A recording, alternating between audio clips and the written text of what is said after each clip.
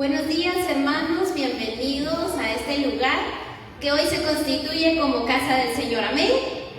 Amén. Voy a invitarles a que se puedan poner de pie y que puedan abrir sus Biblias en un salmo muy conocido. Yo creo que ya todos atinaron. En el Salmo capítulo 23. Abra su Biblia o encienda su Biblia en el libro de los Salmos capítulo 23. Y si usted lo sabe de memoria, pues qué bien, gracias al Señor. Usted que está en casa y nos está viendo también en línea, quiero invitarle a que pueda abrir su Biblia en el libro de los Salmos en el capítulo 23. La palabra del Señor dice así: Jehová es mi pastor, nada me faltará. En lugares de delicados pastos me hará descansar. Junto a aguas de reposo me pastoreará. Confortará mi alma, me guiará por sendas de justicia por amor de su nombre. Aunque ande en valle de sombra de muerte, no temeré mal alguno, porque tú estarás conmigo. Tu vara y tu callado me infundirán aliento. Aderezas mesa delante de mí, en presencia de mis angustiadores. Unges mi cabeza con aceite, mi copa está rebosando. Ciertamente el bien y la misericordia me seguirán todos los días de mi vida, y en la casa de Jehová moraré por largos días. Solo para reflexión quiero que regresemos al versículo 4. Dice: aunque ande en valle de sombra y de muerte, no temeré mal alguno. Yo me puse a pensar hoy en la mañana que el Señor nos dice que quizás vamos a pasar por valles de sombra, pero dice aunque ande, no dice aunque acampe en el valle de la sombra y de la muerte. Es algo pasajero, y qué glorioso es saber que aunque pasemos por esos valles de dificultad, el Señor va a estar con nosotros y no nos vamos a quedar perpetuamente en el valle de la sombra y de la muerte, porque Él está con nosotros y vamos a salir. Quiero invitarles a que puedan cerrar sus ojos y que oremos en esta mañana. Padre eterno, en el nombre de Jesús, en esta hermosa mañana queremos darte gracias, Señor, porque tú nos has bendecido, Dios eterno, con toda dádiva, con todo don perfecto. Señor eterno, nos das calor, nos das aire, nos das lluvia. Señor eterno, hoy te agradecemos porque el clima, Señor, depende de ti. Porque todo, Señor, lo que se mueve en esta tierra depende de ti. Y no se cae, Señor, la hoja de un árbol, si no es tu voluntad. Igualmente, Señor, tú conoces cuántos cabellos tenemos y cuántos se nos cayeron hoy y cuántos se caerán mañana. Tú conoces nuestras vidas, Señor. Ahora, Padre eterno, ayúdanos a ser ovejas que cuando escuchen tu voz como pastor, Señor, podamos seguirte, Padre eterno, podamos escuchar tu voz y conocerla, Señor eterno, que aunque vengan corrientes de diferentes formas, de diferentes lugares, nosotros podamos permanecer firmes en la roca, que eres tú, Jesús bendito. Ayúdanos, Señor, a poner en práctica tu palabra. Ayúdanos, Señor, a que no nos dejemos llevar por cualquier viento, por cualquier circunstancia, por cualquier palabra, Señor, que podamos discernir, Señor, qué es lo que viene de ti. Aprovechar y recibir lo bueno y desechar, Padre eterno, lo que no procede de ti. Muchas gracias, Señor, por este tiempo que hoy podemos dedicar a ti, Señor, en tu presencia, que hoy podemos dedicar para poder adorarte, para poder bendecir tu santo nombre. Gracias por permitirnos estar una vez más en este lugar que hoy llamamos casa tuya. Sé tú bienvenido, Espíritu de Dios. Sé tú bienvenido, Padre, Hijo y Espíritu Santo de Dios, a este lugar. Úngenos con tu presencia. Permítenos adorarte con todo nuestro corazón y que no haya nada que impida que nuestra alabanza llegue hasta el mismo trono de tu presencia. En el nombre poderoso de Jesús hemos orado. Amén y amén. Quiero invitarles a que podamos cantar. Y es mejor estar un día en su presencia que 1000 fuera de él. Utilicemos nuestras manos. Mejor es un día en la casa del Señor. Aleluya. Mejor es un día en la casa de Dios.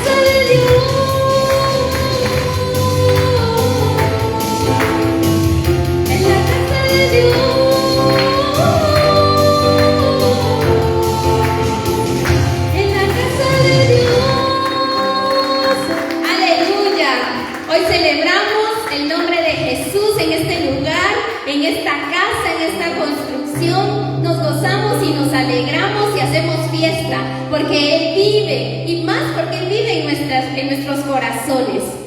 Sigamos cantando y gocémonos en esta mañana. Bendición y gloria, poder y honra, al anciano de días será. Toda nación y la creación, al anciano de días se pondrá. Toda lengua confesará, declarará su gloria, toda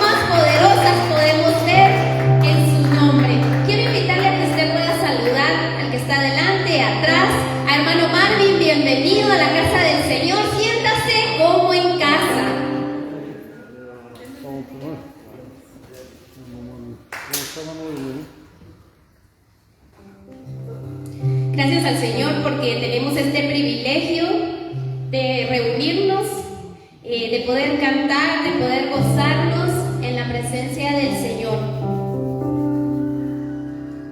En esta semana escuché una reflexión, no se las voy a decir toda porque estaba algo larga, pero en resumen sí les puedo decir que se trataba de un niño que estaba parado en un muelle y empezó a atardecer. Y ustedes saben que cuando empieza a atardecer y la luna va a salir, la marea empieza a subir. Y el niño empezó a ver cómo la marea subía y vio que en el mar había una boya. ¿Conocen ustedes las boyas? ¿Saben qué es una boya? Es una pelota que flota en el mar y que tiene un lazo y está anclada en el fondo del mar. Eso es una boya. Y él vio entonces esa boya que estaba en el mar, y mientras el mar más se embravecía, la boya permanecía allí encima del mar. No había ola que pudiera tragarse a la boya siempre flotaba y siempre permanecía en el mismo lugar. Entonces el niño fue corriendo con sus papás y les dijo: papás, ¿por qué esa boya no se hunde? ¿Por qué esa boya no se la puede llevar el mar? Y entonces el papá le explicaba a su pequeño hijo que esa boya estaba anclada en el fondo del mar. Y allí en el fondo del mar, donde hay grandes rocas, esa ancla no podía desanclarse a menos que alguien buceara y fuera a quitar el ancla de allí. Entonces el mar no iba a hundir la boya y no la iba a cambiar de lugar. Y este padre aprovechó para decirle a su hijo: tu vida, hijo, debe de estar anclada en la roca que es Jesús. Tu vida debe de estar anclada en esa roca, y aunque vengan tempestades, aunque venga la tormenta y la marea suba, no te vas a mover del lugar si tu vida está anclada en la roca. Y creo que el Señor hoy nos dice: anclen su vida en esta roca que soy yo, Jesucristo. Esa roca inconmovible en la cual nosotros podemos estar seguros. Esa roca que no va a permitir que las tormentas que vengan, que las personas que nos juzguen, que las personas que hablen de nosotros, que la economía, que la enfermedad nos mueva, porque estamos anclados en la roca que es Jesús. Quiero invitarle a que usted pueda cerrar sus ojos y meditar. Muchas veces el Señor nos da oportunidades perfectas y las dejamos pasar. Perfectas para adorarle, perfectas para entrar en su presencia, perfectas para poder disfrutar de las bendiciones que Él tiene para nosotros. Pero por las circunstancias de la vida, los problemas, muchas veces dejamos pasar esas oportunidades. Y les cuento que el enemigo también pone oportunidades para pecar. Y muchas veces caemos en esas oportunidades porque es más fácil, porque es más llamativo.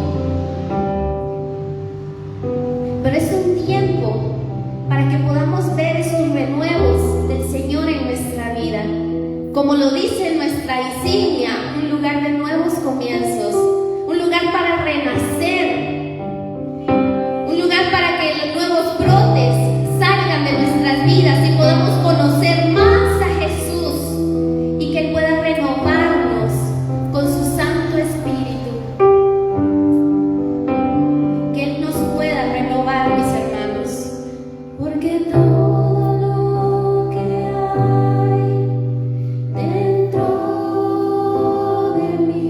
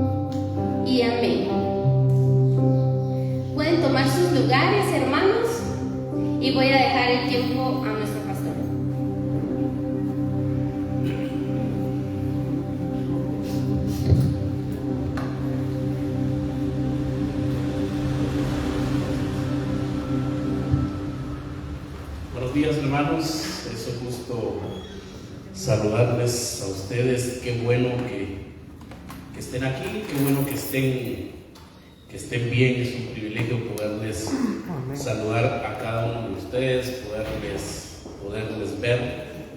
Mi hermano Malvin, nuevamente bienvenido, qué gusto saludarles. Y a cada uno de ustedes, mis queridos hermanos, es un privilegio poderles ver.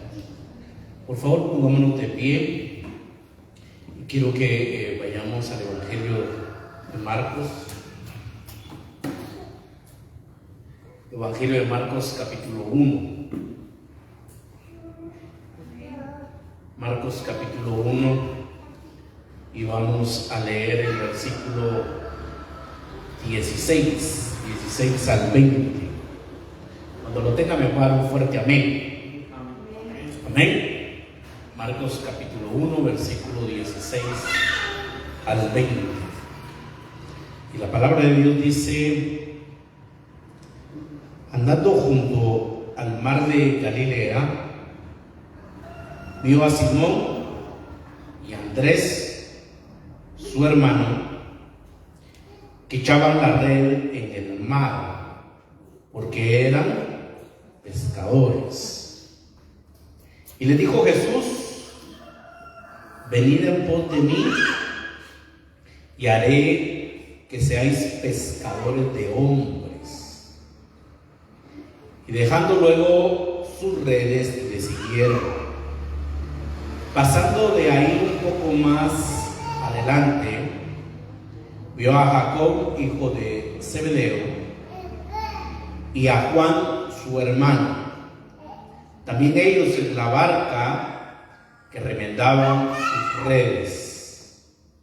Y luego los llamó, y dejando a su padre Zebedeo en la barca con los jornaleros, le siguieron. Oremos, hermanos. Padre eterno, gracias por este día que nos has regalado. Gracias, Señor, por tu misericordia, por tu bondad y tu fidelidad. Te rogamos, Señor, en esta mañana de tu dirección, que nos ayudes, que nos hables. Reconocemos, Señor, que sin ti no podemos hacer absolutamente nada. Necesitamos de la dirección de tu Santo Espíritu, que nos dirija, Señor, a entender, a comprender tu palabra. Te lo rogamos, Señor. Prepara nuestras vidas y prepara nuestros corazones para poder comprender tu palabra, Señor, y ponerla en práctica. En el nombre poderoso de Jesús. Amén y amén. Pueden tomar sus lugares, mis queridos hermanos.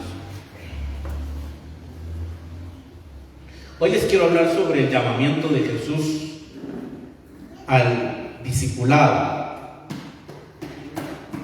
Para los que me han escuchado, hermanos, y me conocen ya un poquito más, saben que este es un tema que yo he hablado bastante sobre la importancia del discipulado. Jesús, hermanos, no vino simplemente a buscar seguidores, sino vino a buscar discípulos, gente que estuviera realmente comprometida con Él. Hemos puesto mucho énfasis, hermanos, en aquel texto de ir y hacer discípulos, ¿no? Y nos hemos enfocado mucho en el ir, ¿sí? Y claro que hay que ir. Y hemos dejado a un lado el hacer discípulos. Y ese texto, hermanos, creo que el énfasis está en hacer discípulos. Así que, mis queridos hermanos, Jesús no está buscando entonces seguidores. Jesús no está buscando fans, diríamos, gente que le esté siguiendo de lejos, sino realmente está buscando hombres y mujeres que estén comprometidos con Él y con su misión. Es interesante porque aquí vamos a ver el llamamiento de estos discípulos. Más adelante ya sabemos que se convierten en ¿qué? En los apóstoles de Jesucristo. Y es interesante, hermanos, este llamamiento. Jesús, hermanos, al estilo de Marcos, ¿no? Vemos que aparece repentinamente por el mar de Galilea y sin previo aviso llama a algunos pescadores a ser sus discípulos. No va a ser, hermanos, Jesús un profeta solitario que va por el desierto, sino un dirigente cuya tarea como Mesías es crear una comunidad entonces de seguidores. Él necesita rodearse de gente, como lo decía al principio, que esté comprometido con él y comprometido también con la misión que él tiene. Independientemente de sus circunstancias, estos hombres, hermanos, muestran su arrepentimiento y su deseo de volverse, dejándolo todo, dice la Escritura, a un lado, para responder al llamamiento de Jesús. Y esto es algo que nos debe de llamar la atención en esta mañana. Que Jesús, hermanos, les hace un llamado, ¿no? Y ellos lo dejan, literalmente lo dejan todo por seguir a Jesús, por convertirse, hermanos, en sus discípulos.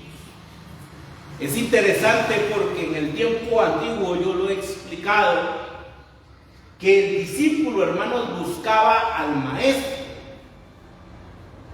Uno veía, hermanos, cuál era el mejor maestro, con cuál maestro simpatizaba con las ideas.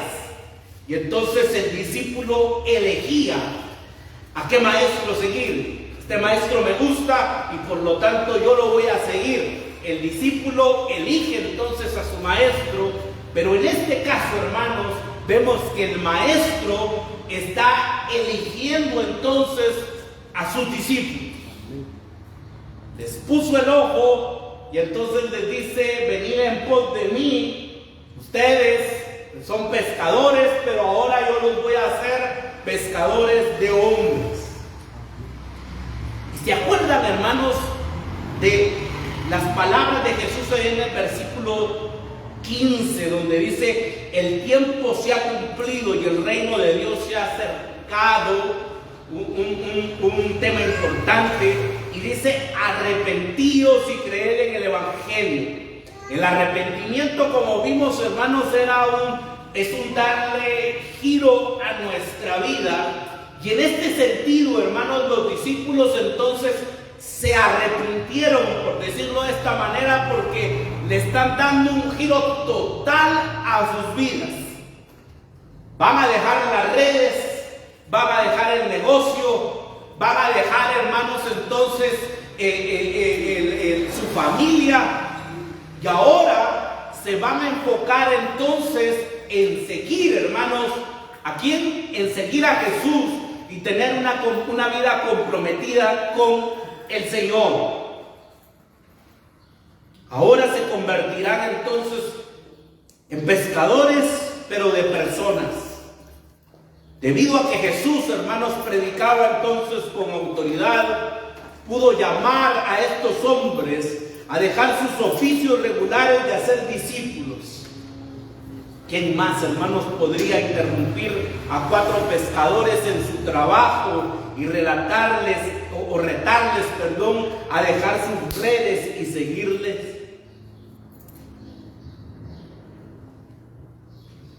Warren Wiersbe, que es alguien, hermanos, que ha escrito comentarios bíblicos, él propone algo que me llama la atención.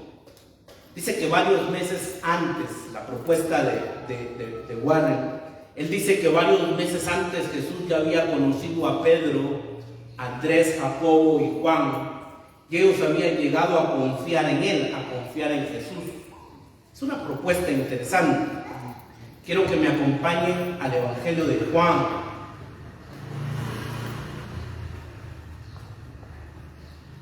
Capítulo 1.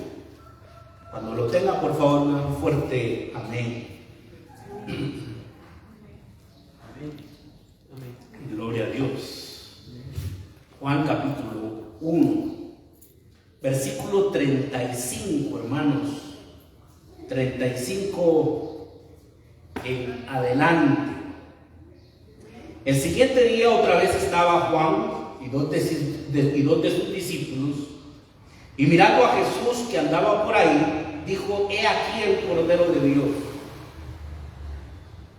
Le oyeron hablar los 2 discípulos y siguieron a Jesús. Y volviéndose Jesús y viendo que le seguían, les dijo: ¿qué buscáis? Ellos dijeron: Rabí, que traducido es maestro, ¿dónde moras?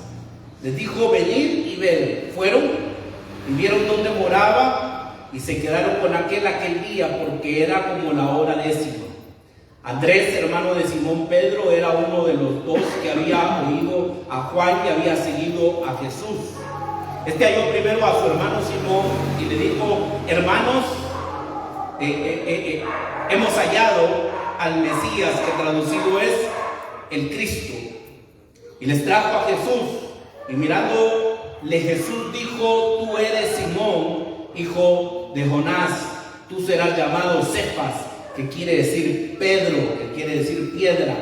El siguiente día quiso Jesús ir a Galilea y halló a Felipe y le dijo: sígueme. Y Felipe era de Betsaida, la ciudad de Andrés y Pedro. Felipe halló a Natanael y le dijo: hemos hallado a aquel de quien escribió Moisés en la ley, así como los profetas, a Jesús, el hijo de José de Nazaret. Natanael le dijo: ¿de Nazaret puede salir algo bueno? Le dijo Felipe: ven y ve. Cuando Jesús vio a Natanael que se le acercaba, dijo de él: he aquí un verdadero israelita en quien no hay engaño. Le dijo Natanael: ¿de dónde me conoces? Respondió Jesús y le dijo: antes que Felipe te llamara, cuando estabas debajo de la higuera, te vi. Respondió Natanael y dijo: Rabí, tú eres el Hijo de Dios, tú eres el Rey de Israel. La propuesta entonces de Warren Wiersbe, hermanos, es que ya había un conocimiento previo. Él dice: este no fue el llamado inicial, el que leímos en el Evangelio de Marcos. No fue el llamado inicial a la fe y la salvación, sino fue su llamado inicial al discipulado. Ahora no me quiero meter, hermanos, mucho en este asunto, pero hay una cuestión en teología que se llama el problema sinóptico, ¿no? Y vemos en el caso de Marcos un tipo de llamado, en el Evangelio de Juan vemos como otro tipo de llamado, y entonces vemos de que también hay algunos relatos en el Evangelio de Mateo, en el Evangelio de Marcos, en el Evangelio de Lucas, pero que a veces hay como algunas diferencias y uno dice: entonces ¿a quién le hago caso, no? ¿Y qué está pasando? Y por eso se le ha conocido como el problema sinóptico. Los escépticos dicen entonces: sí, ahí se están contradiciendo, no hay una contradicción. Ahora, algo importante, hermanos, que hay que entender. Voy a poner un ejemplo. Si hubiera un accidente en esta esquina, Jamie está de este lado, Jeremy se encuentra del otro lado, mi esposa se encuentra del otro lado, mi hermano Adán se encuentra de este lado. Hay 4 perspectivas, ¿no? Hay un accidente. Ahora, los relatos, hermanos, van a ser exactamente los mismos. ¿Estamos aquí, hermanos? No. ¿Por qué? En primer lugar, porque la perspectiva cambia. El estar aquí no es igual que estar allá, y el estar allá no es igual que estar para allá. Los relatos, hermanos, no van a ser los mismos. Es el mismo accidente probablemente que vayan a ver, pero el relato no es, no va a ser el mismo. Solo para que lo tomemos en cuenta, ¿no? Cada quien observó cosas distintas. Se enfocó en ciertas cosas que le llamaron más la atención en el caso de los evangelistas. Por ejemplo, es interesante, hermanos, porque un autor dice, él propone, lo vamos a ver más adelante, él propone que en el caso de Simón y Andrés, dice el versículo 16, que ellos echaban la red en el mar porque eran pescadores, ellos estaban en la orilla. Y un autor bíblico dice: probablemente ellos no tenían barcas y probablemente entonces ellos eran pobres. En el caso, dice él, de los hijos de Zebedeo, estaban en un nivel social un poquito más alto. Ahora, si leemos Lucas capítulo 5, dice, hermanos, de que ¿quién le prestó la barca a Jesús? El apóstol Pedro. Entonces dice uno, creo que aquí probablemente no, pero es por la cuestión de las perspectivas, aunque vamos a ver algo muy interesante más adelante. El hecho, hermanos, de que Zebedeo, y esto sí es importante, tuviera siervos, versículo 20, dice el texto, y luego los llamó y dejando a su padre, ¿de quién está hablando, hermanos?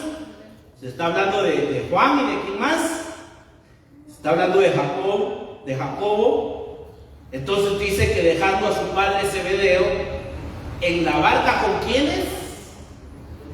Estamos aquí, hermanos, con los jornaleros. Decidieron. Este sí es un dato importante, porque se dice que Zebedeo tenía, ¿qué, hermanos? Jornaleros, tenía trabajadores.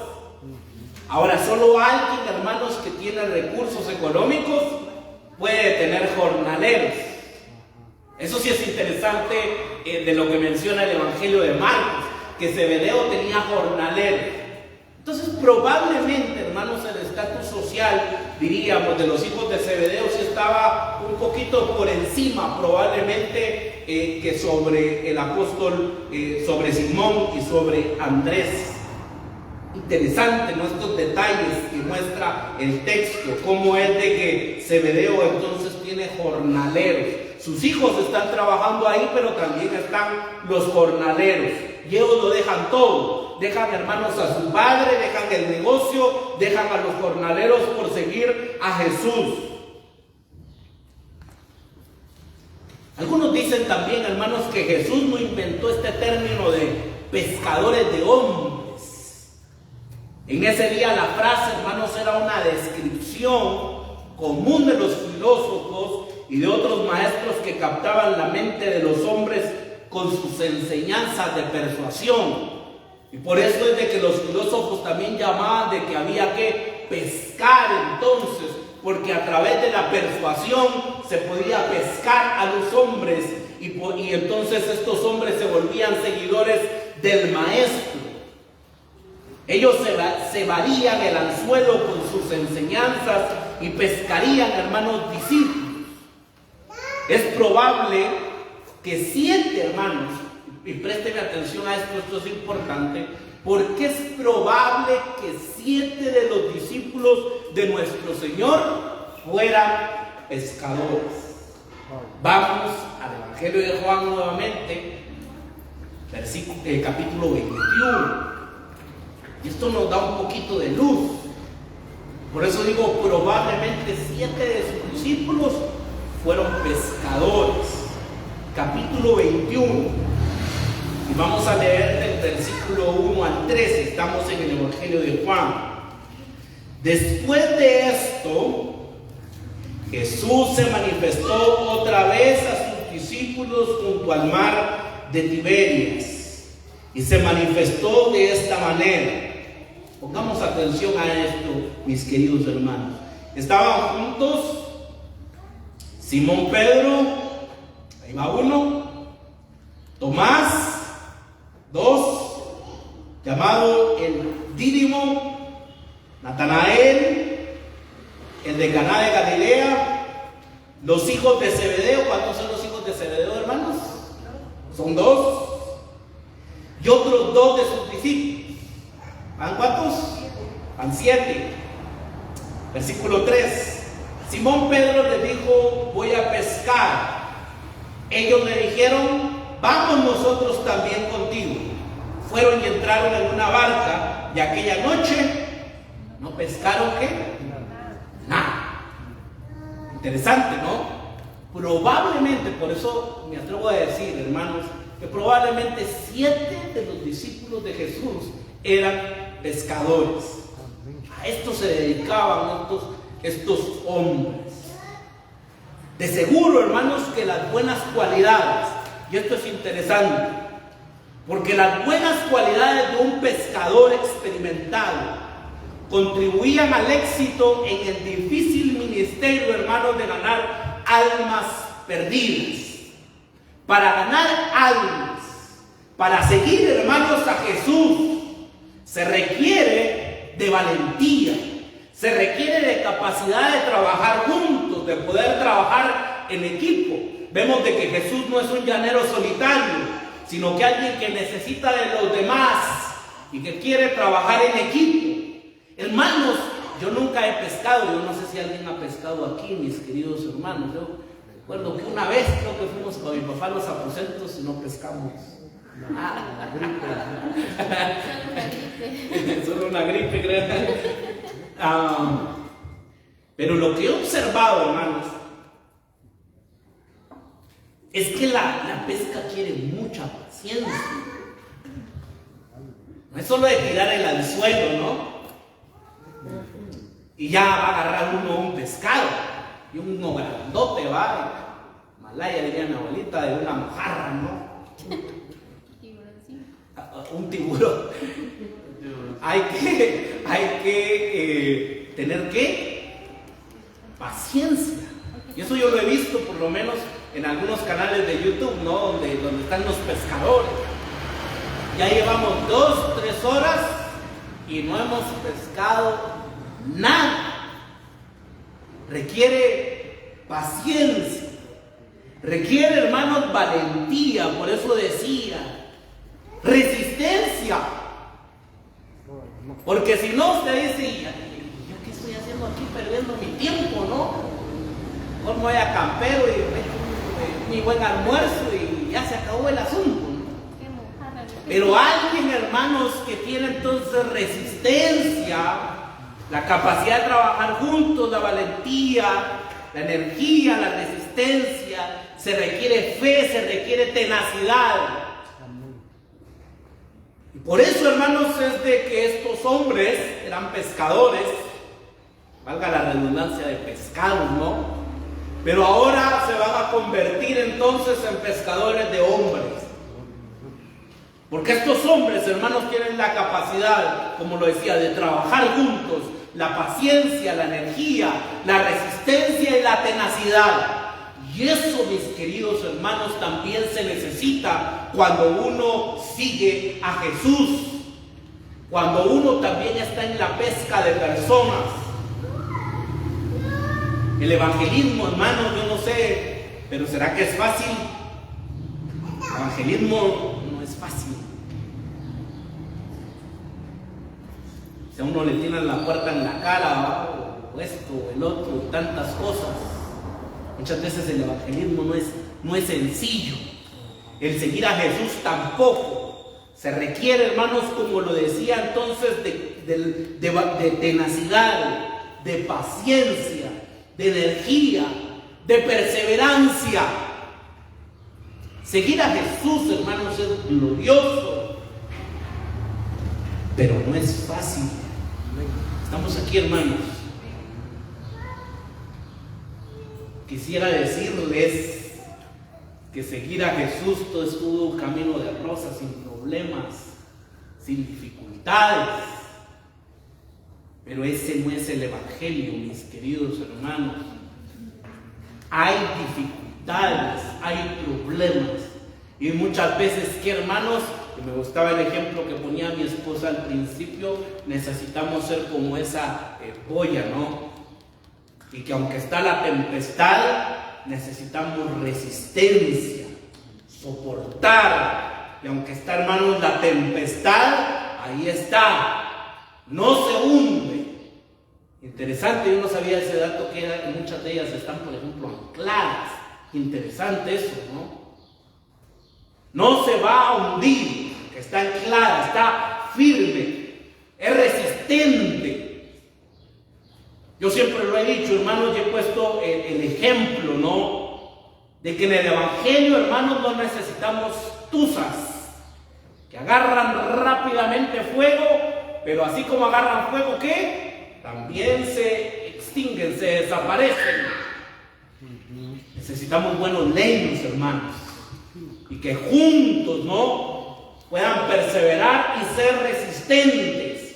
Nuevamente, mis queridos hermanos, porque seguir a Jesús muchas veces nos trae complicaciones, porque seguir a Jesús muchas veces es difícil. No es sinónimo, hermanos, de que todo nos va a salir bien y que como Dios está con nosotros, entonces todo va a ser un color de rosa.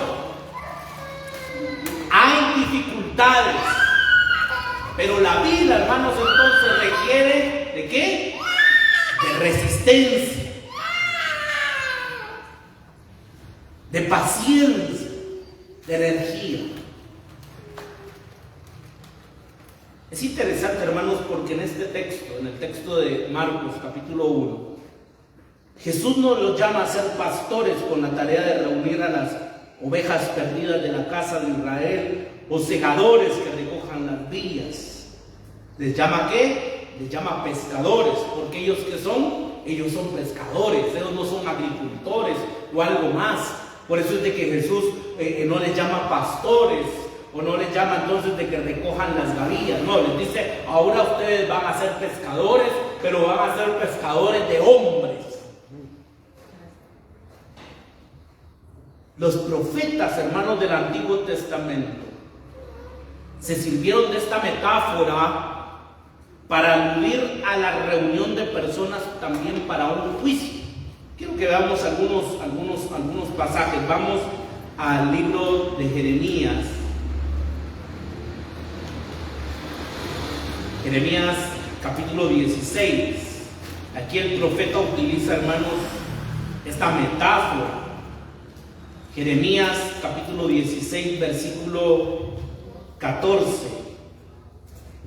No obstante, aquí está hablando de la restauración de Israel. No obstante, aquí vienen días, dice Jehová, en que no se dirá más, vive Jehová, que hizo subir a los hijos de Israel de la tierra de Egipto, sino vive Jehová, que hizo subir a los hijos de Israel de la tierra del norte y de todas las tierras a donde los había arrojado, y los volveré a su tierra, a la cual di a sus padres. He aquí que yo envío muchos ¿qué? Pescadores, dice Jehová, y los pescarán, y después enviaré muchos cazadores y los cazarán por todo monte y por todo collado y por las cavernas de los peñascos. Observa cómo el profeta utiliza esta metáfora. Ahora, esta metáfora, hermanos, es de juicio, ¿no? Serán como pescadores, dice Jehová, y los pescarán. Interesante la metáfora que utiliza el profeta. Vamos al libro del profeta Ezequiel. Ezequiel capítulo 29.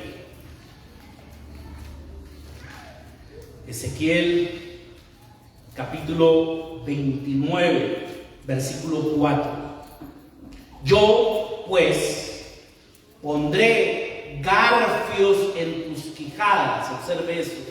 No sé cómo dirá alguna otra versión, pero por lo menos aquí utiliza la de garfios. Ganchos. ¿Se da cuenta? El gancho en el hocico, ¿no? Aquí dicen las quijadas. Y pegaré los peces de tus ríos a tus escamas, y te sacaré en medio de tus ríos, y todos los peces de tus ríos saldrán pegados a tus escamas. Esta es una profecía en contra de Egipto. También, hermanos, es una metáfora que utiliza el profeta para hablar sobre juicio. No debemos asumir, hermanos, que Jesús utilice la pesca como una referencia entonces a la misión. Ahora usted me podrá preguntar, pastor, ¿y qué tiene que ver eso del juicio entonces con ser pescadores de hombres? Buena pregunta.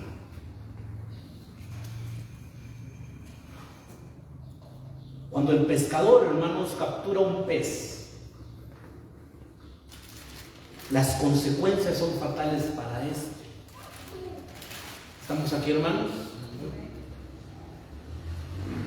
Pobre pescadito, ¿no?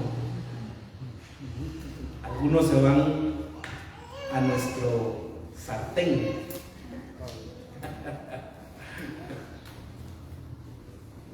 Pero hablando, hermanos, del pescado, cuando Él es, valga la redundancia, cuando Él es pescado, las consecuencias son fatales para este. La vida no puede seguir como hasta aquel momento. Por eso es que estas imágenes, hermanos, son apropiadas para aludir al poder transformador del gobierno de Dios, que trae juicio y muerte al antiguo, pero promete, hermanos, una nueva creación. Quiere decir, hermanos, que cuando nosotros decidimos seguir a Cristo, esto es fuerte, porque de una u otra manera nosotros estamos decidiendo morir a nosotros mismos. Estamos aquí, hermano.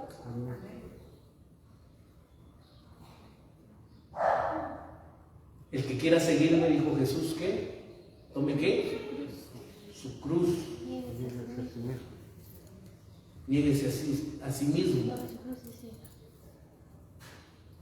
Y la cruz, hermanos, es un instrumento ¿de qué? De muerte, de sufrimiento. Porque cuando decidimos seguir a Jesús, hermanos, ¿es para qué? Para morir.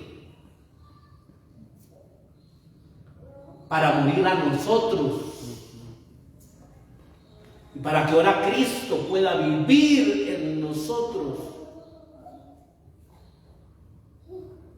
Para ser transformados. Ahora no nos vamos a quedar muertos. Vamos a ser ¿qué? Transformados. Y estamos, hermanos, en ese proceso de santificación que se va a culminar hasta que Cristo venga, mis queridos hermanos. Estamos en ese proceso de santificación. Ahora vamos rápidamente, hermanos, al libro de Romanos. Romanos capítulo 6.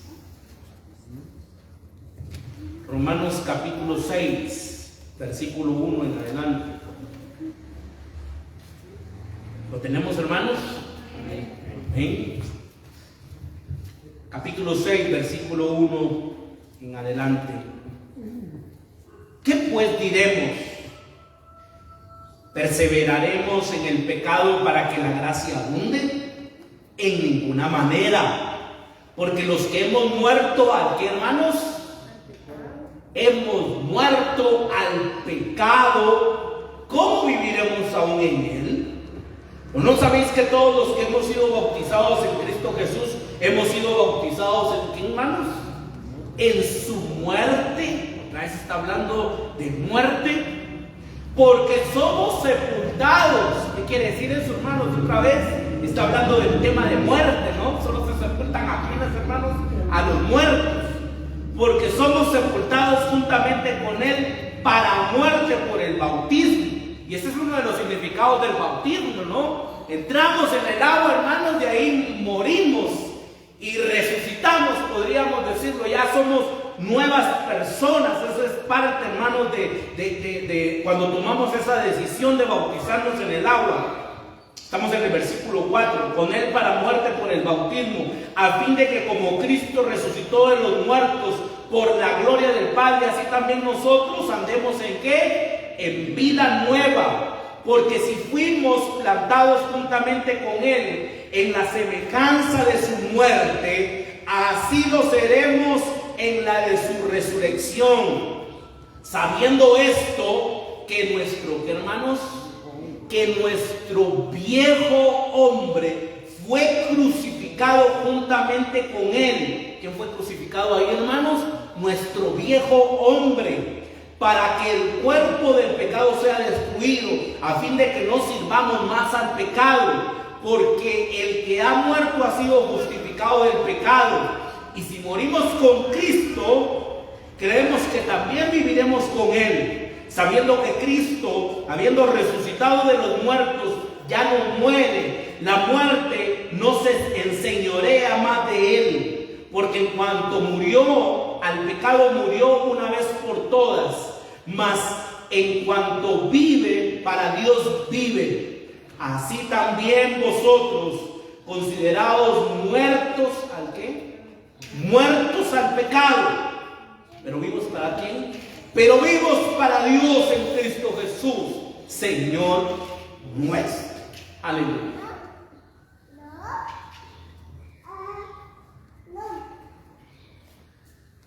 Seguir a Jesús, hermanos, significa entonces morir. Estoy hablando de una manera metafórica, ¿no? Significa morir. Y a mí me impresiona, hermanos, estos hombres, ya sea que Jesús los haya conocido antes o no, pero Jesús les hace un llamamiento y les dice: síganme. Y ellos dejan todo, hermanos, literalmente por seguir a Jesús. Ya están comprometidos con Él. Los discípulos, hermanos, son llamados a ser instrumentos entonces para comunicar a otros un mensaje urgente que cambiará sus vidas hasta hacerlas irreconocibles. El llamamiento de Jesús, hermanos, tiene el mismo efecto sobre ellos. Lo sorprendente es que Jesús los llama a seguirlo a Él. ¿A quién vamos a seguir, hermanos? Jesús, dígalo fuerte, ¿a quién vamos a seguir? A Jesús. Porque no, hermanos, no vamos a seguir a un pastor, no vamos a seguir una misión, no vamos a seguir una iglesia, no vamos a seguir esto o el otro. ¿A quién seguimos, hermanos? A Jesús. Amén. Tenemos que tener claro esto, hermanos, porque algunos como que siguen al líder, ¿no? Seguimos a Jesús. A Él seguimos. Los profetas, hermanos, no pidieron al pueblo que lo siguieran a ellos. La invitación de los profetas es: sigan a Dios.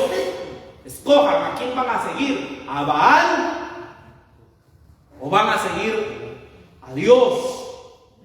Escojan, pero ya decídanse, ¿no?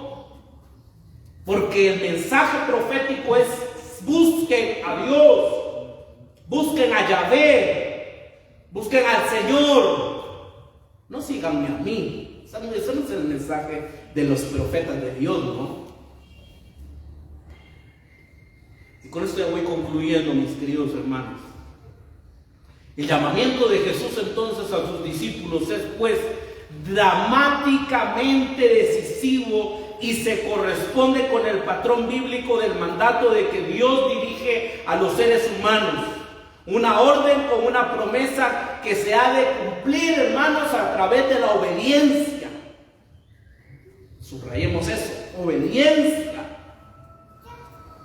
Ahora hay un caso típico en el libro de Génesis. Vamos a Génesis capítulo 2.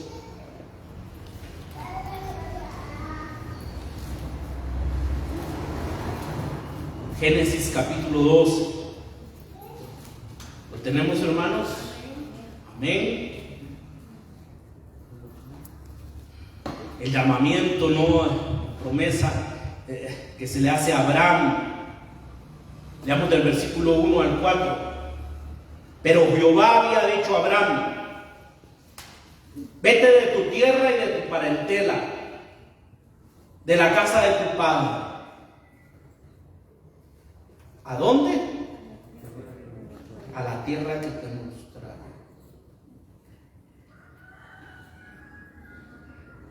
Reflexionemos un poco, hermanos. ¿Qué haría usted? ¿Qué haría yo? Si Dios le dice: bueno,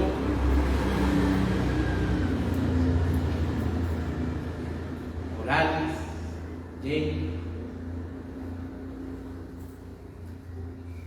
déjalo todo, tierra, parentela, ¿a dónde, Señor? Dale, yo te voy a mostrar dónde.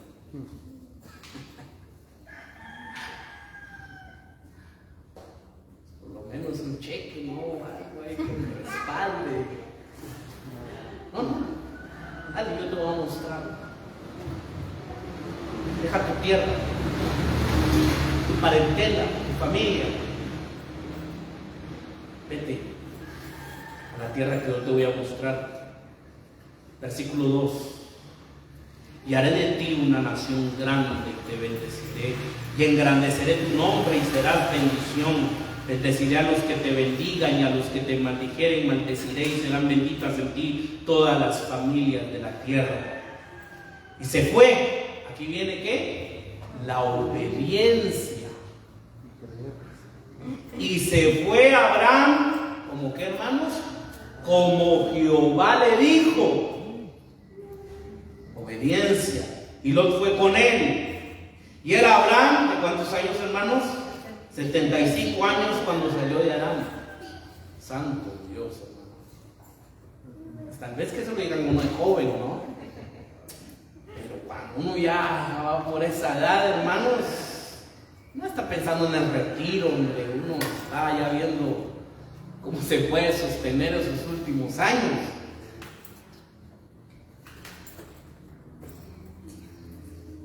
Este llamamiento espera de manera tan arrolladora a los discípulos que sus vidas jamás serán las mismas.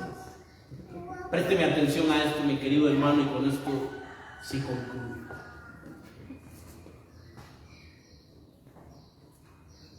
Dios no le está pidiendo a usted en esta mañana que deje su trabajo, que deje su familia, que lo deje todo. Ahora si Dios le habla, ¿no? Eso ya son 5 quetzales más.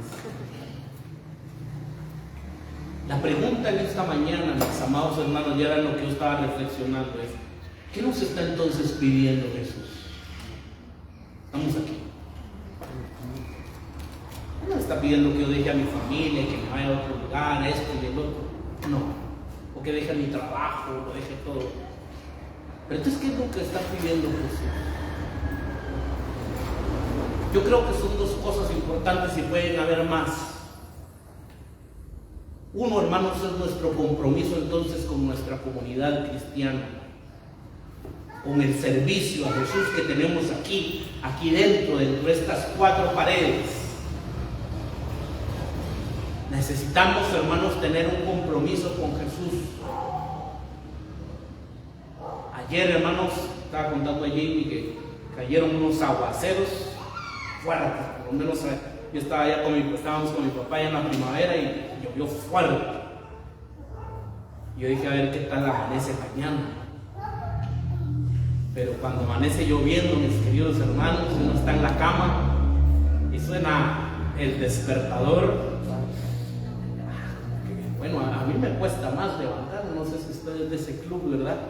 Es difícil, pero se requiere, hermanos, ¿de qué?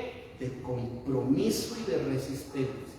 Ahora, nuestro seguimiento a Jesús, hermanos, y que es un seguimiento radical, no es solamente aquí, dentro de estas 4 paredes, sino que tiene que ser también allá afuera. Porque el Evangelio, hermanos, y nosotros somos sal y luz. Ahora, ¿cómo vamos a hacer nosotros sal y luz allá afuera? Siempre he dicho, hermanos, siendo buenos trabajadores. Yo no sé dónde Dios lo ha puesto a usted, a dónde Dios lo ha llamado, pero siendo un buen trabajador. Hermanos, de nada nos sirve estar en la oficina con la Biblia abierta y leyendo si somos transeros. No sé si me voy a entender. Y si estoy engañando a la gente. Puedo pasarme todo el día leyendo la Biblia, pero si estoy engañando a la gente, hermanos, no estoy siendo luz. El ser seguidor de Cristo, hermanos, entonces es que nosotros marquemos realmente una diferencia allá afuera. He tratado, hermanos, de romper esa dicotomía, esa separación, ¿no?, que hacemos de que el domingo es el día de ¿qué? Decimos, el domingo es el día del Señor, ¿no? Y de lunes a sábado, ¿qué? ¿O no son días del Señor o también? Por supuesto que son días del Señor. Y también se los tengo que dedicar a Él. ¿Cómo? Siendo un buen trabajador, siendo un buen hijo, siendo un buen ciudadano, marcando, hermanos, la diferencia. dentro de la sociedad, marcando la diferencia dentro de mi familia. Alguien que se dice ser un seguidor de Cristo, entonces es alguien distinto, es alguien diferente, y que no solo vive los domingos entonces para Él, vive, hermanos, todos los días de su vida para Jesús. Amén. Y que marcamos la diferencia. Y siempre lo he dicho, mis queridos hermanos, nuestro país lo necesita grandemente. Gente que realmente esté comprometida con Jesús y que marque, hermanos, la diferencia. Lo necesitamos urgentemente. Que los que nos decimos ser seguidores de Jesús realmente marquemos la diferencia. Ojo, mis queridos hermanos, no somos hombres y mujeres perfectos, no. Tenemos muchos defectos, hermanos, y no somos monedita de oro, ¿verdad? Para caerle bien a toda la gente. Pero sí tenemos que esforzarnos, comprometidos, hermanos, con Jesús. La gente no ha entendido eso. Alguna gente no ha entendido eso.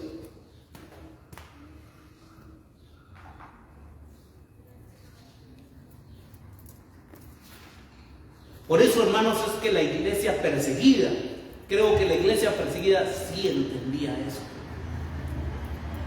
Porque ahí su vida estaba de por medio. El seguir a Jesús era sinónimo que uno lo podían matar y volarle la cabeza.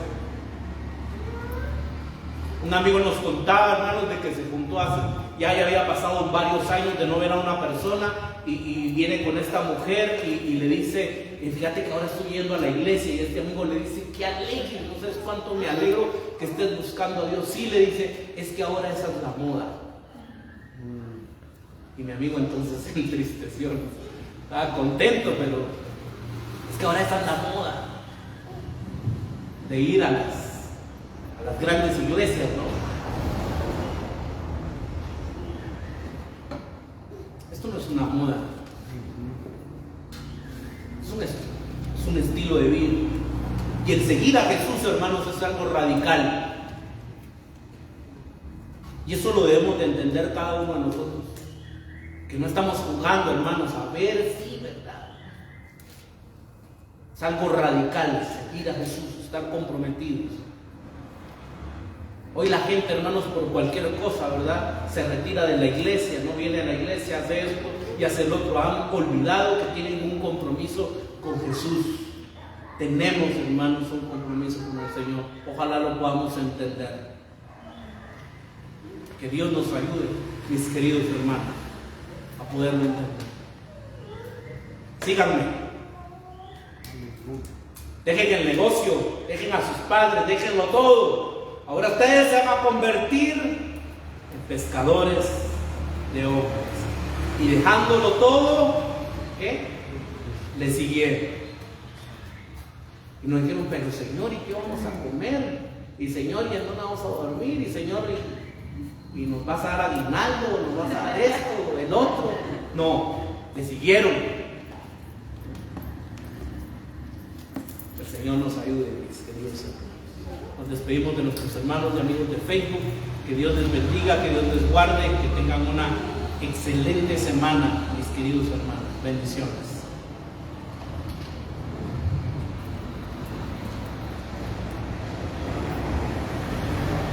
Pues sí.